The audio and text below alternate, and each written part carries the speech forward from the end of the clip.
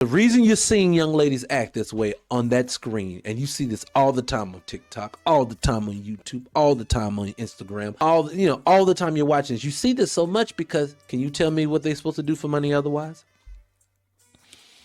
And I really truly mean that. I'm talking about, in this world, everyone is told that they are to be considered valuable, to be considered a catch, to be considered anything.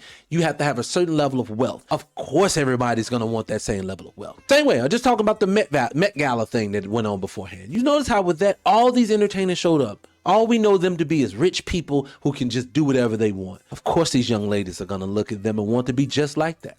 Now, the difference used to be there were outlets for a lot of people to go get it. Can you tell me the outlets that they have now? Because I don't. It seems to be now that we are a gig country. Everybody's DoorDash and driving for Uber or being on OnlyFans. But the one thing that we do not have is we don't have factories. We don't have distribution centers in large masses anymore. What are you going to do? As a man, what do I want to do if I want to go out and just take care of myself? Not children, not a spouse, not a girlfriend, not nothing. I just want to take care of myself. How do I do that?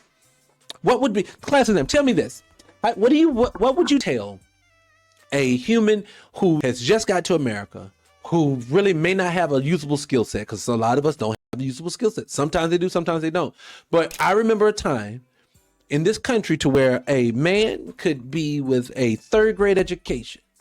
And I know this to be so because I have people that's in my family that have educations like this. They're older. And they're dying off now, but they were able to take care of their entire families off their third grade education. Can you do that today?